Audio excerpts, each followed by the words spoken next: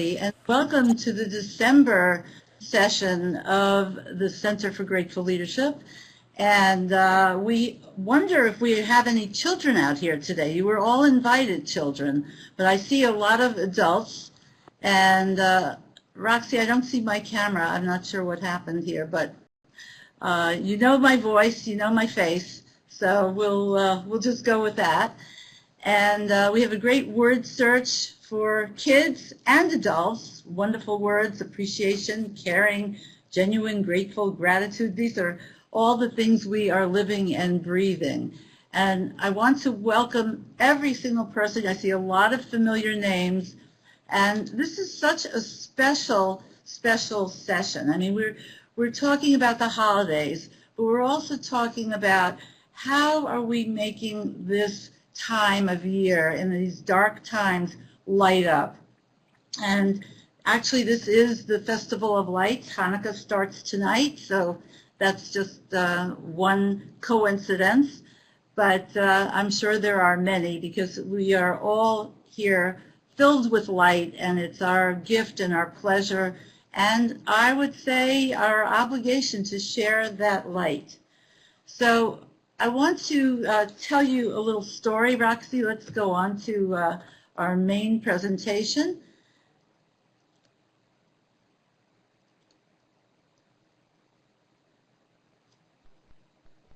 Oh, we have a child here. Hillary's child. That's great. Welcome. Hi. Say hi. Hi. I thought I learned forever. So imagine my surprise when one day. He's doing art class, so I'm going to mute again. Okay, thanks, Hillary. Great to have you and your son here. That's great. Now, this is a story in itself, how this book came to be. And I'm so honored to have today the instigators of this book, Michael and David Wagreich. Can we just show that little next slide where we have their photos? Michael and David Wagreich are my adorable nephews. Well, they were cuter when they were 5 and 7 years old, but now they're 17 and 19, and they're here today as their grown-up selves. But I want to thank them for giving me the idea of this book, because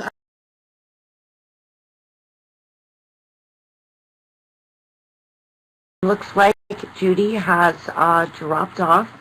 So while we're waiting for her, actually, if you could... Where they live. Judy, are you back? Okay. Wait, I'm here. Yes, now we can. Can you hear me? Yeah, it just told me to enable my webcam. I don't know what happened, and I was about to do that, but anyway, as I said, you know what I look like. And I was out in San Diego giving a Power of Acknowledgment and Leadership presentation to about 1,000 people, and I stopped off to see my dear brother Carl and his wife Edna and their 2 little boys. The bigger boys were elsewhere, but Michael and David. And they asked me, "Why are you here, Aunt Judy?" And I said, "Because I'm giving a speech." "What's the speech about?" they asked. I said, "The Power of Acknowledgment." "What's an acknowledgement?" they asked. And I explained it to them in very simple terms. It's telling somebody something important about themselves that you really appreciate, and letting them know how much you appreciate them. So they said, okay. And then about, I would say about 20 minutes later, David and Michael were playing soccer, indoor soccer. And they were just kicking the ball around. And David said to Michael, "You know, you are such a good soccer player, Michael." And Michael went, "Oh," because usually they spend a lot of time arguing, but this was really special. And he said, "Thanks, David." And then I said, "David, that was so sweet of you to say to Michael." And he said, "And that was an acknowledgement." And he had a grin from ear to ear. And I said, that is so simple to get across to kids. And leaders had been asking me for really the past couple of years to write a book for kids. So there children would not have to wait until they were 30, 40, or 50 like they had waited to get the true power of acknowledgement. So anyway, Michael and David, thank you for the role you both played. And then Michael wrote a wonderful story called Cupcake for Hector. And I don't know. Yeah, we have Shayna with us. Shayna, can you put your microphone on for a second and tell what you did with that story? People will be very eager to know about it. Can you hear me? I'm on my daughter's computer and I'm not sure I'm doing it right. Okay, perfect. So I was, then my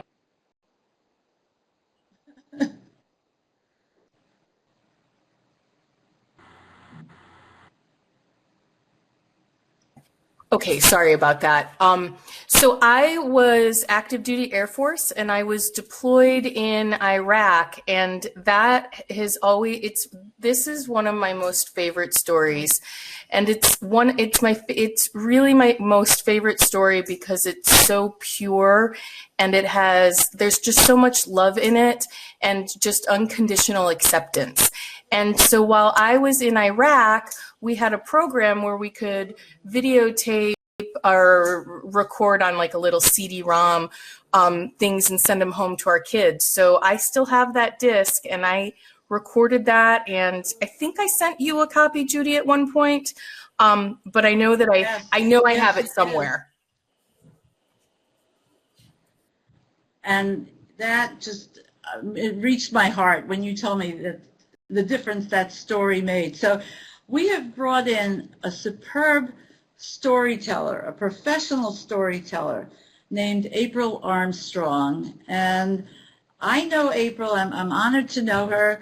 She's my son-in-law Sean's aunt, so we have a family connection, but I know a good story when I hear it, and April is superb. I've also heard her play President Jimmy Carter in an off-Broadway play, and she's won all kinds of awards.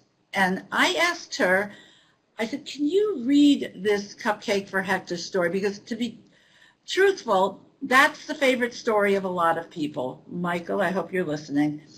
So, April, I'm going to turn it over to you. You gave Roxy and me great pleasure with the rehearsal, and I can't wait for you to share that with our audience today.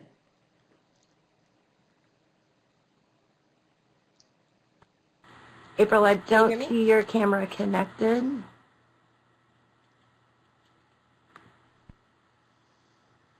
And everyone, I'm going to be removing the webcam just for participants so that we can see April on screen while she's reading her story.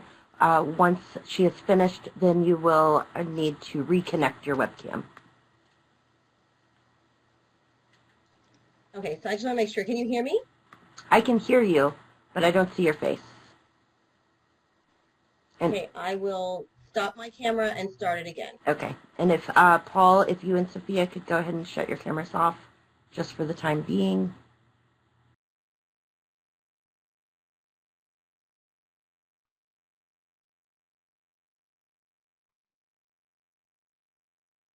Okay, are you seeing my camera now? No. No, did you click start sharing? I'm seeing myself on the screen. Right, but you have to click start sharing. Oh, okay. There you go. And Sorry. Sophia, you'll actually have to turn off your camera rather than just pausing it.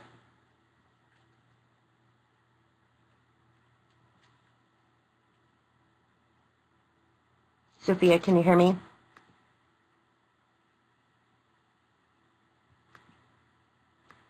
May have to do hers manually. There we go.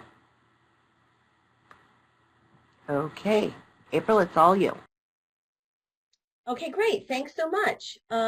So this story, hold on, I just want to make sure. This story is called A Cupcake for Hector.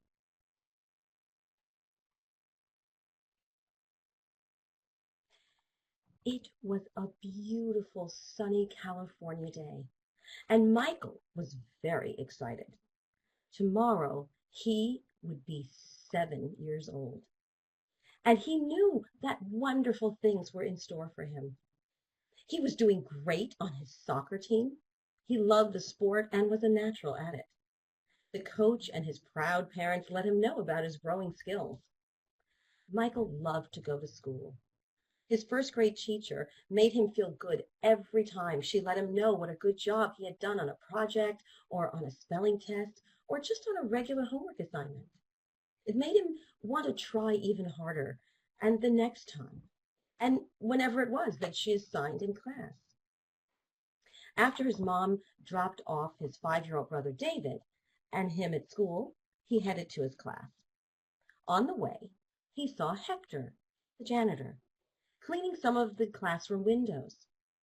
He was working very hard at making the glass shine, and Michael just felt like saying hello to him and telling him what a good job he was doing. "Hi, Mr. Hector." The children at his school called every adult Mr. or Miss or Mrs. "I really like the way you are cleaning those windows. You make them sparkle." Hector smiled broadly and thanked Michael for saying such a nice thing to him. "It makes me feel good to know that you kids actually appreciate what I do." Hector looked truly happy. What Michael didn't know was that this smile stayed inside him for the whole day and made him feel sparkly himself. In fact, when he got home that night, he went up to his wife, who was busy cooking their family dinner. "Guess what?" Hector said with a big smile. "Gay, what?" said his wife, smiling back, happy to see Hector smiling. Hector sometimes came home looking really tired and sad. This was a pleasant change for her. "One of the first graders, Michael, came up to me as I was cleaning the windows and told me how he liked them so sparkly. And he actually thanked me for doing this job." Hector couldn't contain his excitement. "I don't know exactly why, but this made such a big difference in my day. Most of the time, I feel no one even notices what I do, let alone cares about it. I always feel bad that I didn't stay in school when I was younger. So if I can make one kid happy with what I do, that really makes me feel like I'm making a difference, even in a small way." The rest of the evening went well. Hector kept Michael's acknowledgement in his heart into the next day and actually came to work with enthusiasm. What Hector didn't know was that Michael had something else up his sleeve as a way of saying thanks to Hector. Michael knew that his mom was coming to school the next day with cupcakes she had baked for all the children in the class to celebrate his birthday and for his really nice teacher. On the way home from school the day before his birthday, he told his mom about the great job Hector had done with the school windows. Michael's mom, Edna, was pleased. She liked knowing that the school was being kept clean and sparkly, and told Michael that it made her happy to hear that. "Mom, do you think when you make cupcakes for the kids in my class that you could make a special one for Mr. Hector with his name on it? That would be so cool, and I think he would like that very, very much." Somehow, Michael knew that his acknowledgement earlier that day had lit Hector up, as if he had turned on a light switch. He had a feeling that this special treat would make him even happier. "Sure, honey," said his mom. "I would be happy to do that. And I think that is very sweet of you to think about someone else who probably doesn't get that many treats at school." There were lots of reasons Michael could hardly wait for the next day. The next day, Michael jumped out of his Spider-Man bed even before Mom came in to wake him up. His brother David was still under his Batman covers fast asleep, but that didn't stop Michael from brushing his teeth and getting dressed without even waiting for his mom to put out his clothes before asking for breakfast. "I can hardly wait to get to school," he shouted to everyone in the house. Grandma Lupita got up, gave Michael a big hug and wished him a very happy birthday. Then Mom and Dad and David, who finally were up due to all the shouting that was going on, all hugged and kissed him and wished him a great birthday. His birthday party wouldn't be until the weekend, but he intended to have a spectacular real birthday at school. After Mom dropped David and Michael off at the school, Michael ran to see Hector, who smiled broadly as he came into view. "Hi, Michael," he nearly shouted. "Hi, Mr. Hector," Michael returned with equal enthusiasm. Today, Hector was polishing lockers in the hallway, and they were shining so brightly that Michael could see his own face reflected in the beige surface. "Wow, I can see my face on the locker door. You're doing an awesome job, Mr. Hector. And guess what?" Hector couldn't help grinning from ear to ear. "What?" he said enthusiastically and waited excitedly for the response. He knew that Michael was about to tell him something very important. "Today's my birthday," Michael nearly shouted, "and there are going to be some great treats to celebrate it." "That's terrific," Hector exclaimed. Hector held out his hand to Michael for a grown-up kind of handshake, which Michael thought was really cool. They shook hands and said goodbye, and Michael ran off to class. What Michael didn't know was that Hector was remembering his own 7th birthday and how special he had felt when his mom made him a wonderful chocolate cake. He had felt full of love and happiness. That was before all of the family money troubles had started, and he couldn't even get a cake on his next birthday. Hector continued his cleaning and polishing and still felt great, even with the sad thoughts, because someone had appreciated his good work. He always put himself into whatever he did 100%, but most of the time, people either didn't seem to notice or didn't seem to appreciate it. That little guy was sure the exception. It was 2:00, and Michael was nearly jumping out of his seat with excitement. He knew his mom would be walking in the door any moment now. Suddenly, there she was, with a huge tray of her delicious-looking chocolate cupcakes. She had made them extra special this year. Every child had his or her name written in either pink icing for girls or blue icing for boys. Sprinkles of every color made them look extra yummy. And Michael's cupcake not only had his name on it, but also had a big wax number 7 candle stuck into it. Edna brought the cupcakes to the front of the class and handed the tray to Mrs. Nelson, the teacher. The kids could barely sit in their seats as their mouth watered at the sight of those scrumptious treats. Mrs. Nelson waved to the students to come up front to the class and get their cupcakes, and they jumped up and gathered around her. "Let's wish Michael a happy birthday and sing the song to him. Then we can eat these delicious-looking cupcakes." Michael came up front and whispered something to Mrs. Nelson and his mom. They looked very happy, and his teacher told him to go ahead, do what you want to do. All the kids stared at Michael as he left the classroom. Where is he going? Are we going to sing now? When can we eat our cupcakes? The class was getting antsy. Mrs. Nelson spoke. Michael had something very important to do and will be right back. Why don't you work on your homework assignments until he gets back, so you won't have to do them at home? Just as the class sat back down in their seats, Michael came in, holding Hector's hand and pulling him into the classroom. Hector looked a little confused.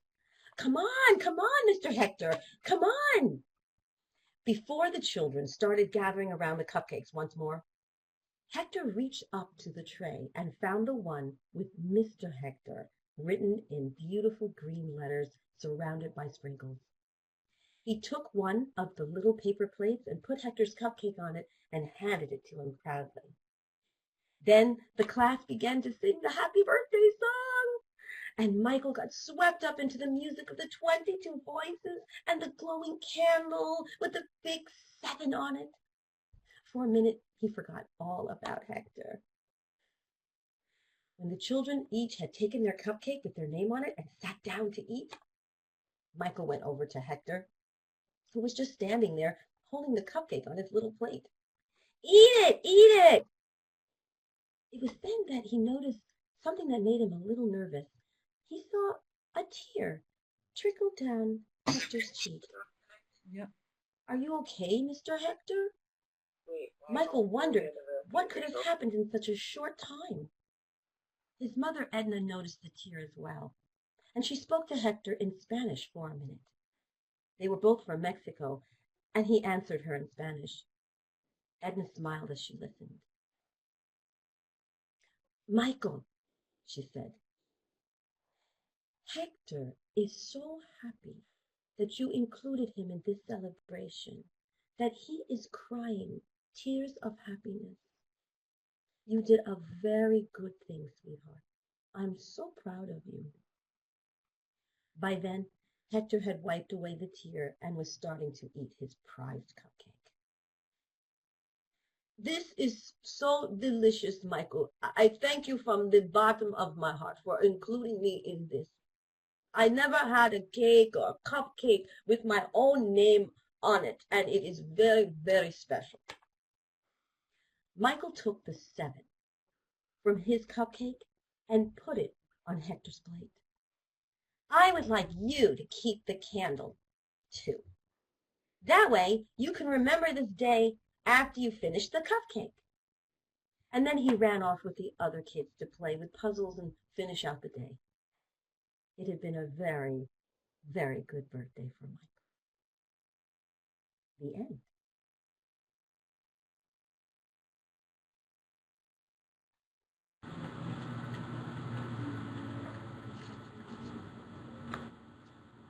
That was wonderful. My goodness.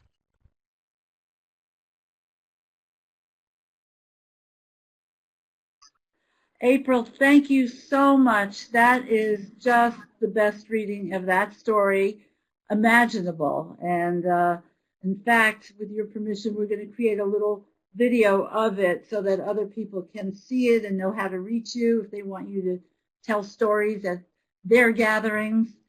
And it was just really wonderful. Hillary, did you enjoy that story? That's so great. And we were going to take a little bit of time to ask a few questions, and we thought we might have more children here today. But I think the big question that we want to ask and is really just, what does it feel like to get an acknowledgement? And we're going to be actually doing a word cloud about that, where we can give our answers there. But if anybody would like to tell a story about when they got an acknowledgement and how wonderful it felt, that would be wonderful.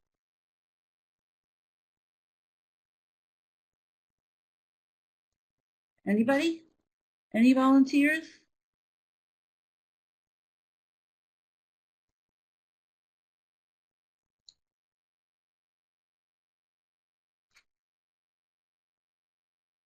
Well, we're all shy today. So how about when you gave an acknowledgement, how that felt?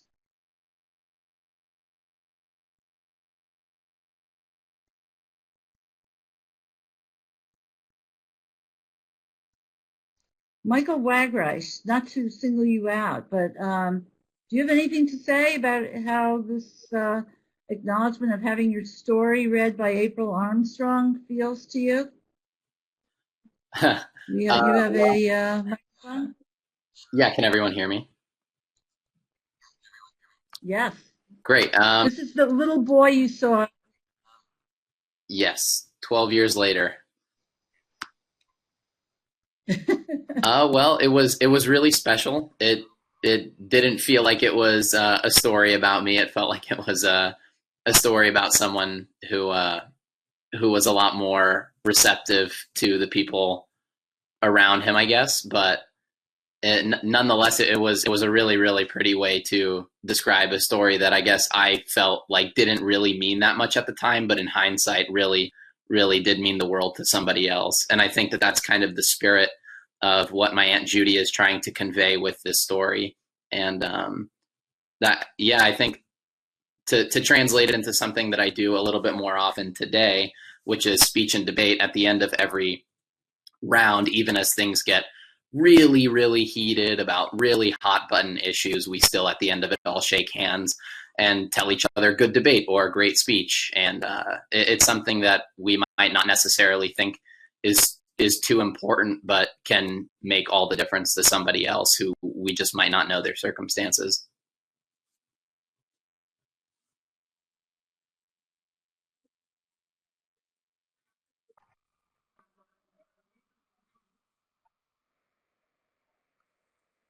That's so beautiful, Michael. And you're going to be in a position, either as a lawyer or a government leader, I think, to take this work forward in a big way. So thank you for the story. Thank you for being here. And April, I really want to thank you so much for being with us today. And I think, we're going to have you back sometime. Reading another story.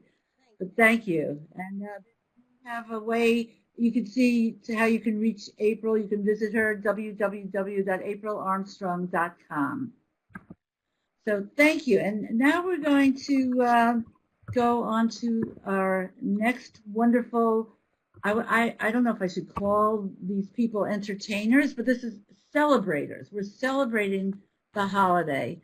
And I'm so pleased to have Paul Hostowski with us today.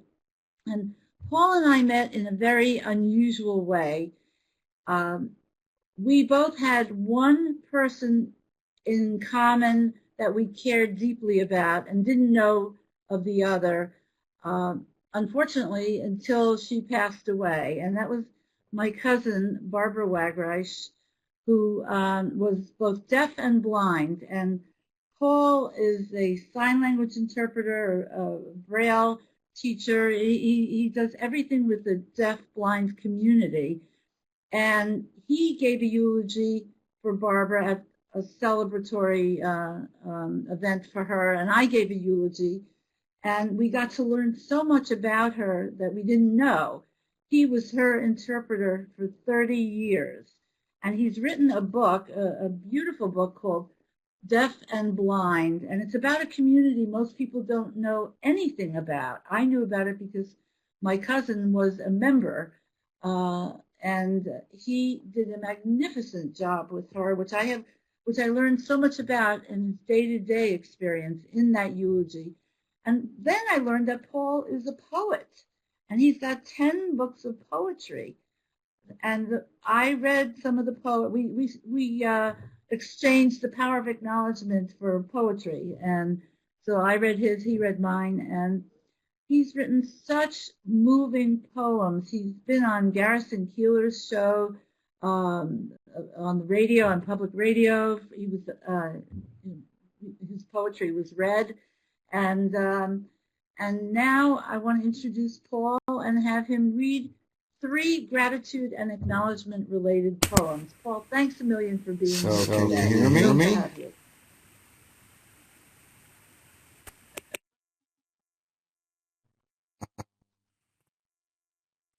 Yeah, his camera.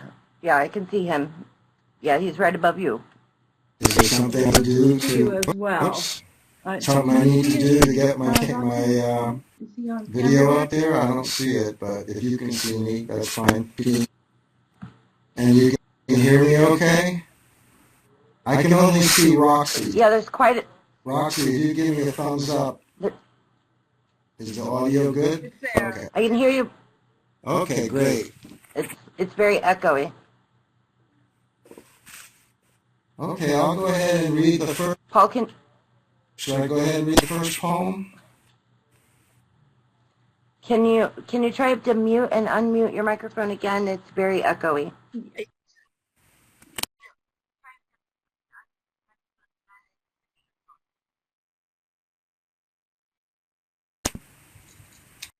How about now? Is it still echoey? Is it still not good? Not good? Because I don't want to inflict my poem being echoed while I'm reading it. So Do you have earbuds plugged in? no, I could try that. Try plugging in your earbuds. Let's see if that helps. Okay.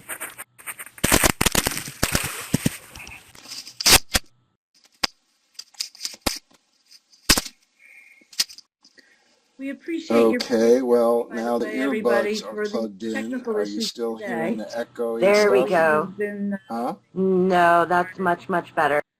No, that is better? much better. better. Yep. All right, I'll read the first one, and if it gets all echoey and weird again, you need to let me know because I don't want to read the others if the audio is not good. All right. First of all, thank you, Judy, for inviting me to read, and also thank you, April. That was a wonderful, and Michael, that was a wonderful story and a wonderful rendition, wonderful reading of that story. I enjoyed it very much. So this first poem is called Coconut. Bear with me, I want to tell you something about happiness. It's hard to get at, but the thing is, I wasn't looking. I was looking somewhere else when my son found it in the fruit section and came running, holding it out in his hands and asking what it was and could we keep it? It only cost 99 cents, hairy and brown, hard as a rock, and something swishing around inside. And what on earth and where on earth?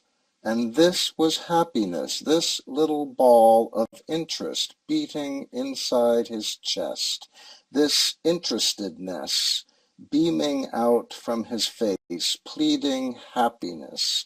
And because I wasn't happy, I said to put it back, because I didn't want it, because we didn't need it. And because he was happy, he started to cry right there in aisle 5.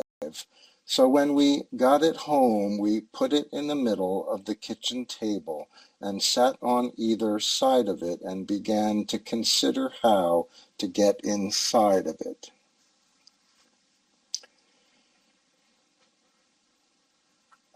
How's the audio? Is okay? Thumbs up? Roxy, you're... Okay, there it is. Okay, good. So I'll go ahead and read the next one. Okay. All right. Oh, I lost my place. Where's the next one? Let's see. Okay, it's called Everyone Was Beautiful. Everyone was beautiful. The day that everyone was beautiful was like any other day. The only difference was that everyone was beautiful, and the day itself was a beautiful summer day or spring day or one of those late winter days that smells like spring. And if it was fall, it was early fall, when it's all but technically summer, and everyone was simply beautiful. Not sexy beautiful or movie star beautiful or drop-dead gorgeous beautiful, but everyone had this patina of slightly bruised longing, this shimmer of I think I knew you when we were children, this look of I've loved you ever since you were born and probably longer than that. And it all started with the paper boy careening out of the blue dawn on his bicycle, pitching to the left and right with his ballast of 50 today's papers in a vast canvas sack slung over his shoulder, balancing himself and the whole world on the tip of morning, the streets beginning to stir with shadows and workers and cars, all of which were perfectly beautiful, and it continued on like that throughout the day, with the gas station attendant and toll collectors and motorists and pedestrians and clerks, even the boss, even the boss's boss, who always seemed an ugly sort of fellow, really, especially on the inside. But on that day, even the ugliness was beautiful. It was a beautiful ugliness, the day that everyone was beautiful, and the day itself was a beautiful summer day. Audio still good, Roxy? Yeah? Okay.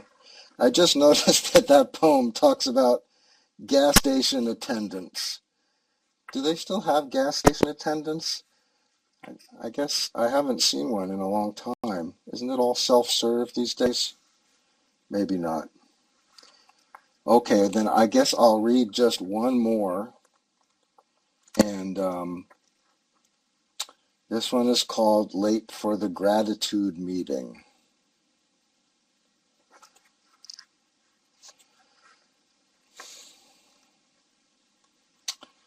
Late for the gratitude meeting. The guy in front of me in traffic is letting everyone in, waving at the cars like a policeman or a pope, and I really have no patience for all the indulgence and magnanimity at my expense, because I'm late for the gratitude meeting, which is only an hour long, and if I miss the first 10 minutes of silent meditation, I'm going to scream, because it's my favorite part and because it helps me remember to breathe. And I'm going to throttle this guy if he doesn't stop deferring to all of the trundling humanity turning left onto Main Street at this intersection where I'm fuming, not feeling the love, not feeling the gratitude, feeling only resentment and disdain because I have the right of way. Would you rather be right or have peace? Let go, I can hear them say at the gratitude meeting 3 blocks away, striking the rim of the Tibetan singing bowl, which begins vibrating and keeps on vibrating, like this steering wheel I can't stop clenching. Thank you very much.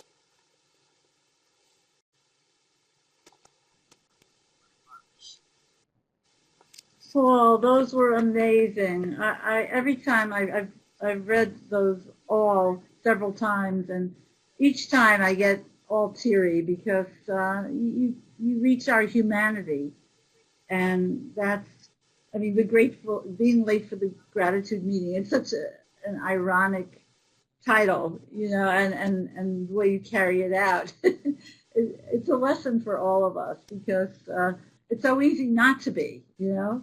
And I wear a gratitude bracelet to remind myself. I need reminders. So thank you so much. I'm so touched by everything you write, and the book Deaf and Blind is beautiful. Roxy, do we have his website or a way to reach Paul if anybody wants to? In text chat. Yeah, okay. And Susan has her hand raised as well.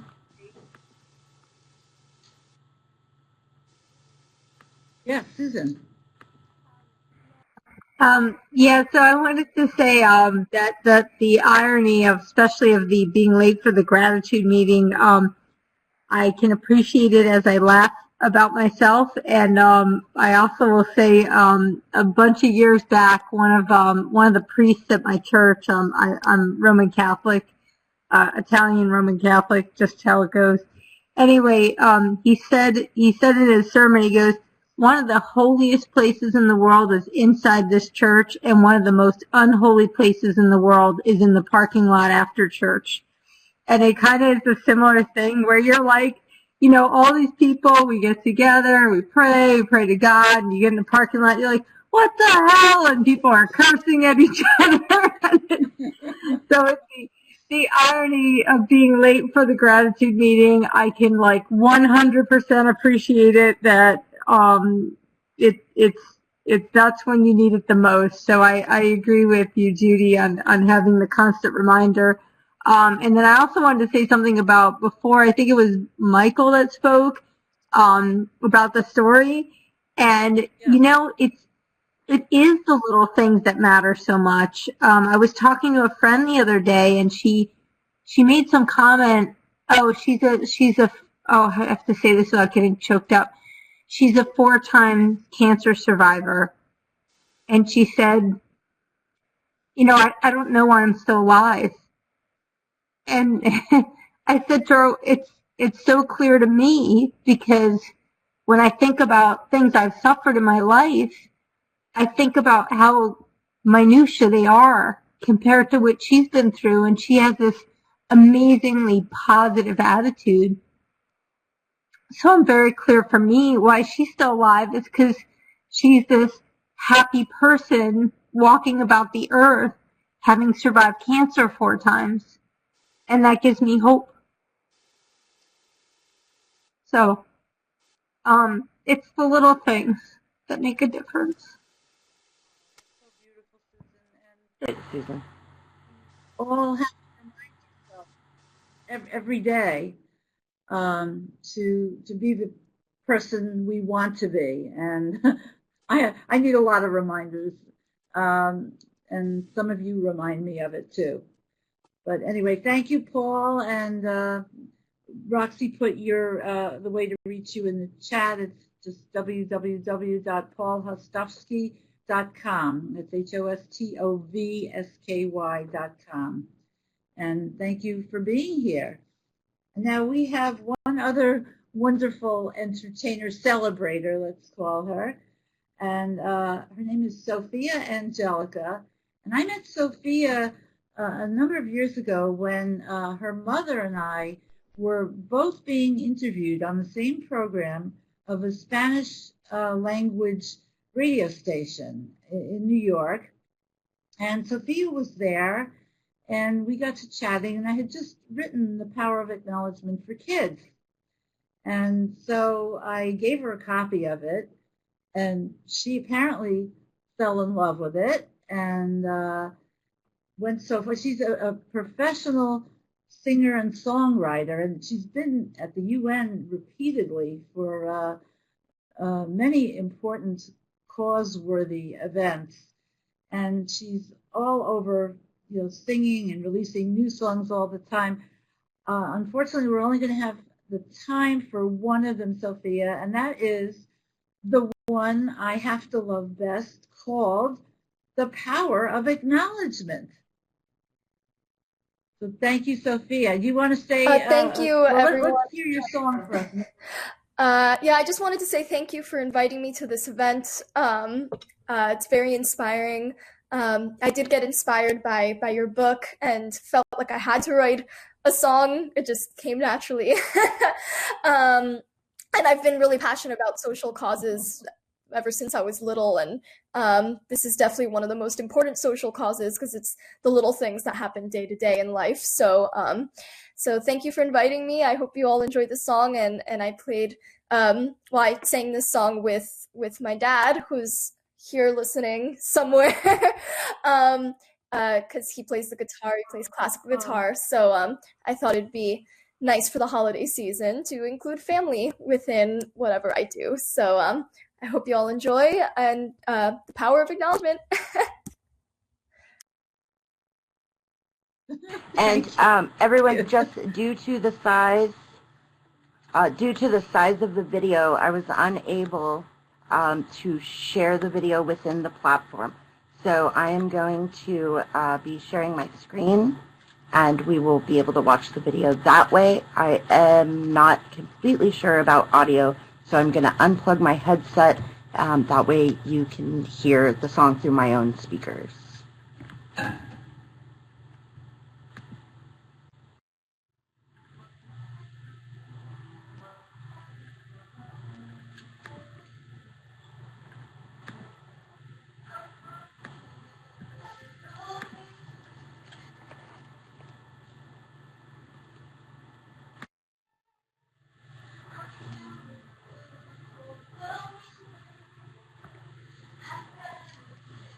Roxy, we can't hear it at all.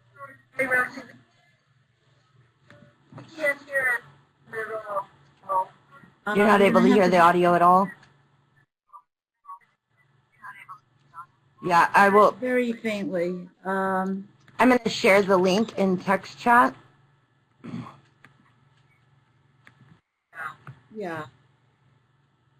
And then if everybody could just click on it. Well, if it and listen to it that way. If it could go wrong today, Yeah. it did. Our apologies for. So if you could just click on the link itself and play the video itself, and then let us know when you're done.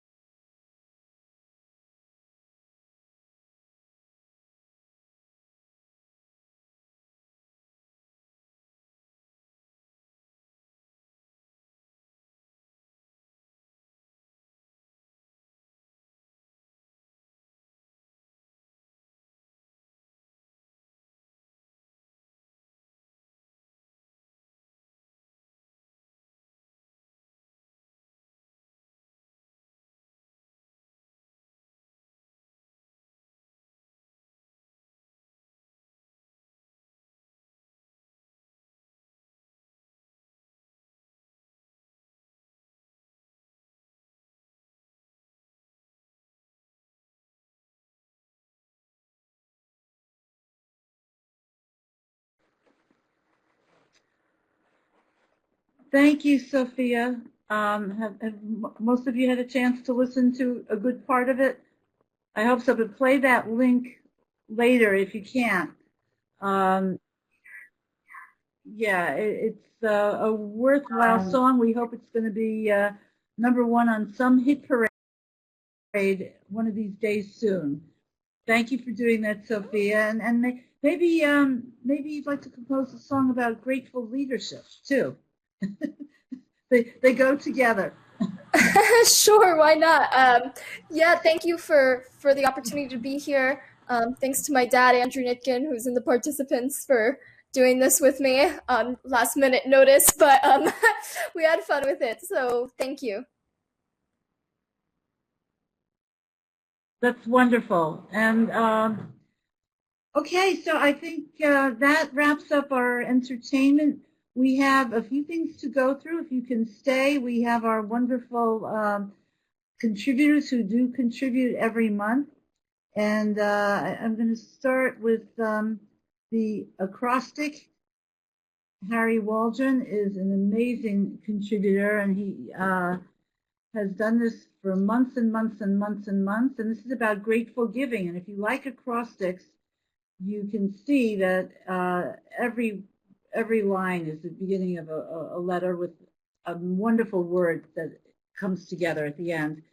And these contributions will all go into a recap email that we're going to be sending out in a few days. Then we also have the wonderful Grateful Parenting by our own Roxy Nevin. And we don't have time to really go into it, but she will make every parent feel so guilty, I have to say. And that's a good thing and a bad thing, because we can all learn from Roxy. And Roxy, thank you for doing this. This is beautiful. And The Giving Tree was one of my favorite children's books of all time. I think it is so beautiful. And she draws a lot of lessons from it. And then we also have Dawn Officer writing a several-part series. We're not quite sure how many parts there will be, but it's about a new book called The Gratitude Project. And this is a very, very important book that puts together a lot of thought leaders. And The Gratitude Project, how the science of thankfulness can rewire our brains for resilience, optimism, and the greater good. I mean, this is amazing, and it's got such important people contributing to it, and I wish we had more time to tell you more about it, but I want to make sure that we have a little time for Q&A now at the end. We also have, last two things. We have the podcast. I'm not going to play it for you today, but it's podcast number 179, and it's called The First Day of the Days of Acknowledgment.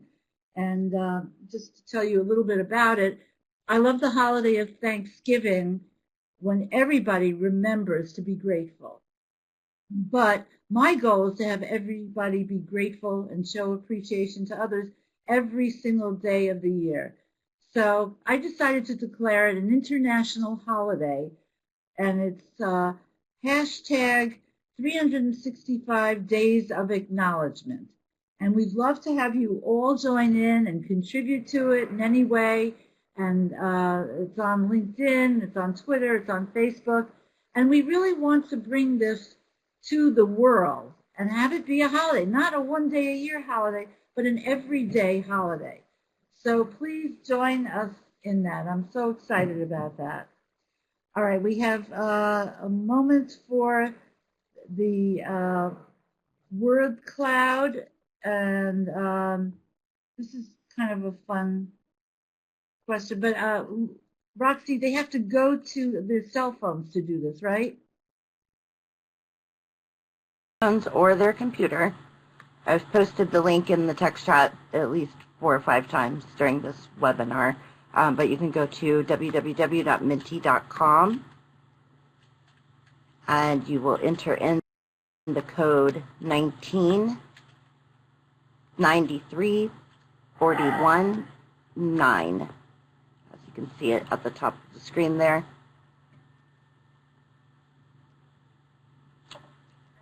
Kind of the question I asked earlier, how do you feel when you receive an acknowledgement or appreciation? And just one word, how do you feel?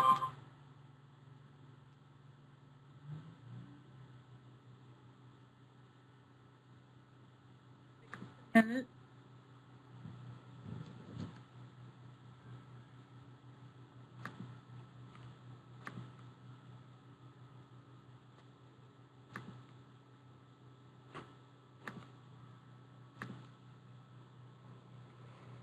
then Judy, if you want to tell them about the book, offer the special offer, we can come back to the word cloud once everybody has had a chance to enter in some words. Okay, let's see. Yeah, if any of you got excited about the Power of Acknowledgement for kids and want a quick and lifelong gift of acknowledgement to give somebody, we have a very, well, Roxy, why don't you tell it? You tell it better than I do. Okay. We are offering a 50% discount to all members of the CGL and webinar participants that were here today. And so all you need to do is go to, you can actually just click directly on this book. Once it pops up here, there will be an image of the book, and you can simply click directly on that. That will take you to the bookstore at IIL.com and give you the details of the You're Totally Awesome, The Power of Acknowledgement for Kids book. And then if you order that, you will use the promo code POA4K, and that will give you a 50% discount on that purchase. POA4K.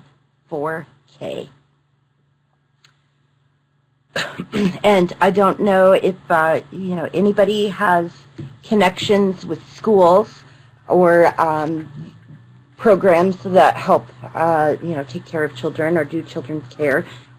IIL donated a large number of books to our local schools here in Monette, Missouri, where our production office is, and I was able to give 10 copies to each school through IIL, and I raised funds, and then IIL donated the rest. And so if you are interested in buying in bulk, then please reach out to Judy Umlas, and we can work some kind of a discount out to where you could also do the same thing, give a few copies to each of your schools. It's a wonderful program. The schools absolutely love it. They're so thankful for that.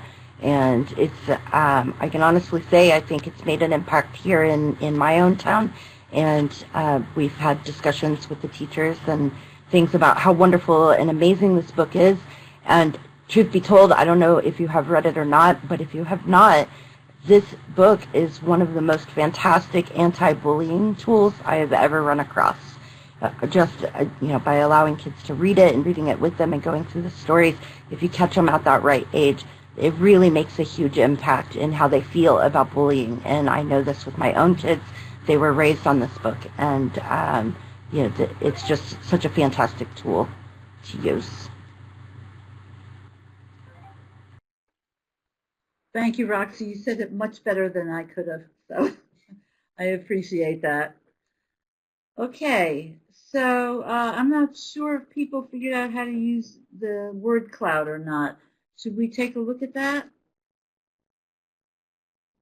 If anyone has entered any words, let me try it on my own phone just to make sure that there's nothing wrong.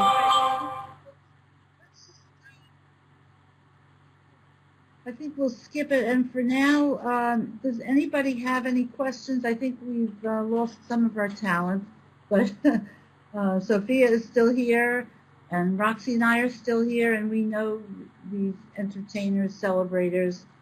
So does anybody have any questions or thoughts or ideas? Don, you can take a few minutes if you want to talk a little bit more about your article since you're still here.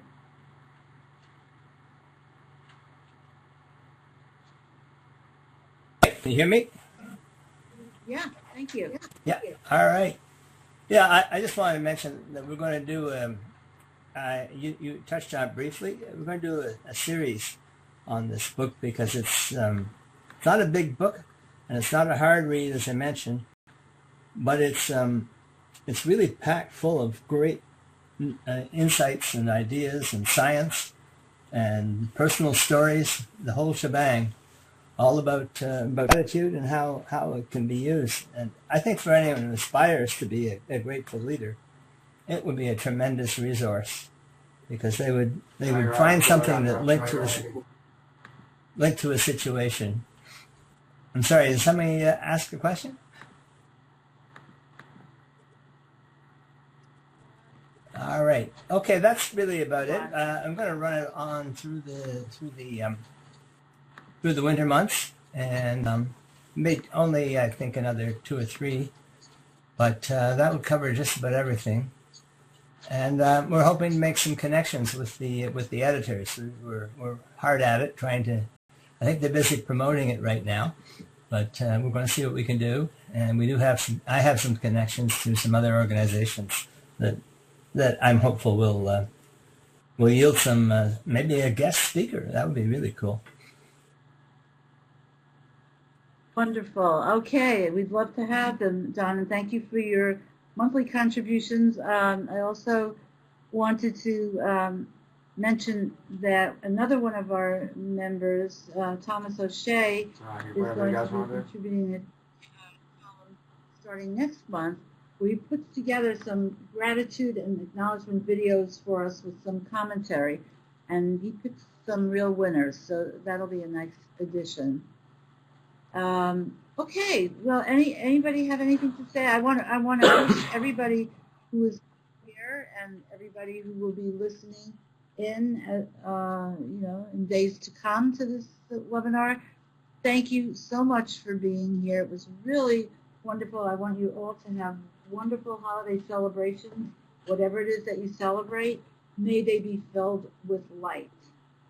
And again, Michael, thank you for staying on, and you see what a difference a little story can make when it describes an action that's so powerful. So great job, and Shana, thanks for being with us. Shana is doing her doctoral dissertation on the ROI of grateful leadership. That's a short summary of it, and we're very excited about that. Doing original research, and Roxy and Don and I are also contributing some questions. So you will be hearing from us with just simple true and false multiple choice questions in the first round. And then we may go deeper with some, real why is it this way, or how could we improve it, that kind of thing. So a lot of exciting things going on, and have a wonderful, happy New Year. Roxy, anything you want to say in closing? And feel free to, Yeah, I do want to say, I apologize for all of the technical issues today. We had a level G3 geomagnetic storm on Monday, and it has impacted a lot of technology and communications, including GPS and things like this. So I assume that the storm is probably at fault for some of the issues that we've had today. So I would just like to say I apologize for that, and I appreciate everyone's patience. And Hillary, thanks, your Roxy. son is so cute.